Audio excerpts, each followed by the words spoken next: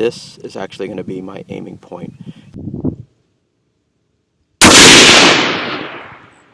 With the wind, that's exactly where I almost expected it to go.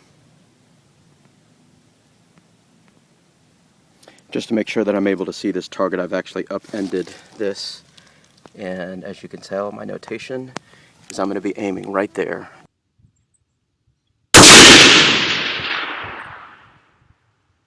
It's a pretty good trigger break. I think I was a hair to the left.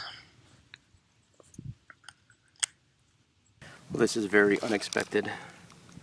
Look at the drop there. And I'm fairly sure I had a pretty good trigger break. So I'm going to do this again.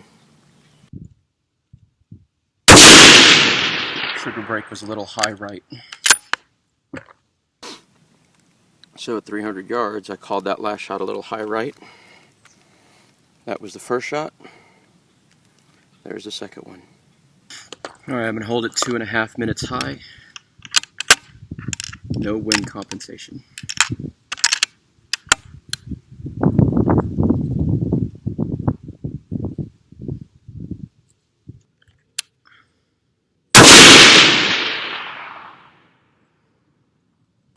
Walking down here, I knew that this bullet was going to be high, and the reason is, if you imagine that these are my hashes on my rifle scope, remember they're 2 minutes apart, and I split the difference, so I was actually using a 3 MOA instead of 2.5.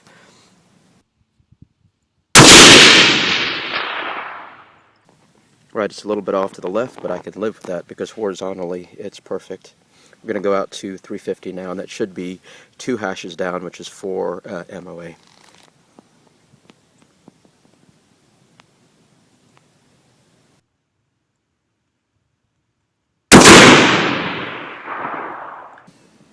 That's holding at the second hash at 350 yards. There's a whole lot of wind going on, and I know I actually pulled the shot too, so I can actually live with that. We're going to go to 400 yards now.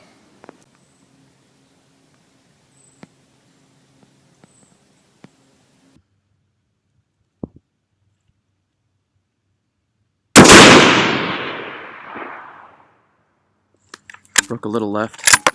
No compensation for wind. Horizontally at 400 yards. I can definitely live with that. Again, I was making no windage adjustments, and I said it was going to break to the left. So now, knowing what my hash mark adjustments are up and down, I'll be ready to kill me some pigs. So the goal for today was to come up with this vertical chart of where I need to put my crosshairs when an animal walks out in front of me, using an 8x zoom, zeroed in at 200 yards. Hunting with my buddy Shawn this past weekend taught me real quickly I'm not going to have all the time in the world to make the turret adjustments, so it's good to actually know in real world scenarios where to put my crosshairs. I was pretty impressed at how close my eye snipe information was, but I'm never completely comfortable until I'm in real world scenarios. If you guys haven't started data mining your information every time you pull your trigger, I highly encourage you to come up with some kind of system so you know where to put your crosshairs to make that much needed kill the next time an animal walks out in front of you. Hopefully we'll get on a pig soon.